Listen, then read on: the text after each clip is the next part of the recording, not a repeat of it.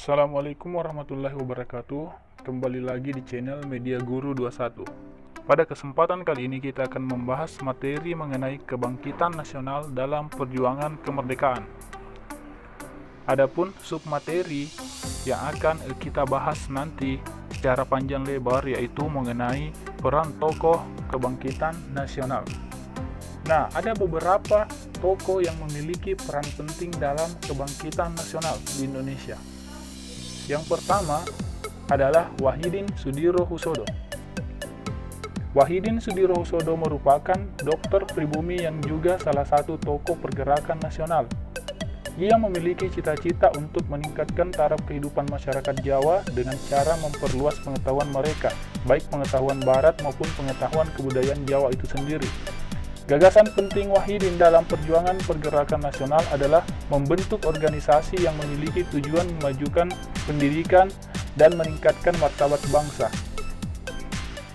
Dr. Wahidin Sudirohusodo lahir pada tanggal 7 Januari 1852 di Sleman, Yogyakarta, dan wafat pada tanggal 26 Mei 1917, dimakamkan di Sleman, Yogyakarta.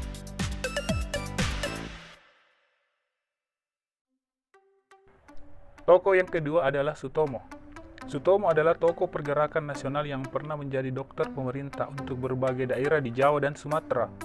Sutomo melanjutkan studi kedokterannya di Belanda tahun 1919 sampai 1923. Bersama para pelajar Stovia, Sutomo dan rekan-rekan mendirikan Budi Utomo pada tanggal 20 Mei 1908, sebuah organisasi modern yang pertama di Indonesia. Sutomo diangkat menjadi ketuanya pada waktu itu. Organisasi Budi Utomo dibentuk dengan tujuan untuk memajukan pengajaran dan kebudayaan yang ada di daerah Jawa. Sutomo kemudian meninggal dunia di Surabaya pada tanggal 30 Mei 1938. Selanjutnya, berdasarkan keputusan Presiden Republik Indonesia nomor 657 tahun 1991, Sutomo diangkat menjadi pahlawan kemerdekaan nasional. Tokoh yang ketiga adalah Hos-Cokroaminoto. Hos-Cokroaminoto lahir tanggal 16 Agustus 1883 di Ponorogo, Jawa Timur. Tahun 1902, Hos-Cokroaminoto lulus dari Ospia atau Sekolah bagi Calon Pegawai Pemerintah. Kemudian ia bertemu dengan Samanhudi di Surabaya dan bergabung dengan Sarekat Dagang Islam. Ia menyarankan agar kata dagang dihilangkan sehingga berubah nama menjadi Sarekat Islam. Hos-Cokroaminoto kemudian ditunjuk sebagai ketua Sarekat Islam. Sarekat Islam pada waktu itu mengalami perkembangan yang pesat di bawah kepemimpinannya.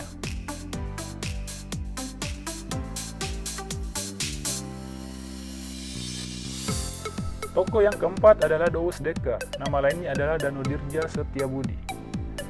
Douwes Dekker lahir tanggal 8 Oktober 1879 di Pasuruan. Douwes Dekker adalah seorang tokoh pergerakan Indonesia yang berdarah campuran Indo, yang menentang penjajahan Belanda dan mendukung perjuangan rakyat Indonesia. Tahun 1912, Dekker mendirikan Indis Party bersama dengan Cipto Mangunkusumo dan Suwardi Suryaningrat. Mereka dikenal sebagai Tiga Serangkai. Douwes Dekker adalah penggagas Nusantara sebagai nama untuk Hindia Belanda yang merdeka. Selanjutnya, tokoh yang kelima adalah Cipto Mangunkusumo. Cipto Mangunkusumo lahir pada tanggal 4 Maret 1886. Ketika menempuh pendidikan di Stovia, Cipto dinilai sebagai pribadi yang jujur, berpikir tajam dan rajin.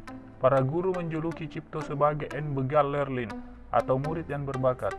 Cipto Mangunkusumo mengkritik pemerintahan Belanda melalui tulisannya di harian The Lokomotif dan Batavia Nieuwsblad. Tokoh yang keenam adalah Suwardi Suryaningrat. Suwardi Suryaningrat lahir pada tanggal 2 Mei 1889 di Pengalaman. Setelah diasingkan ke Belanda, sekembali ke tanah air tahun 1922, ia mendirikan sekolah yang diberi nama National Onderwijs Instituut Taman Siswa atau Perguruan Nasional Taman Siswa. Suwardi memiliki semboyan tersendiri dalam hal pendidikan.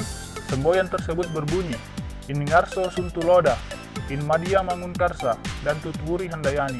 yang memiliki arti di depan memberi contoh, di tengah memberi semangat, dan di belakang memberikan dorongan. Ia mengubah namanya menjadi Ki Hajar Dewantara saat berumur 40 tahun. Pada tahun 1934 ia ikut membentuk Putra, Pusat Tenaga Rakyat. Pada masa kemerdekaan ia pernah menjabat Menteri Pendidikan. Ki Hajar Dewantara wafat di Yogyakarta pada tanggal 26 April 1959. Terima kasih telah menonton video ini, sampai jumpa di video selanjutnya.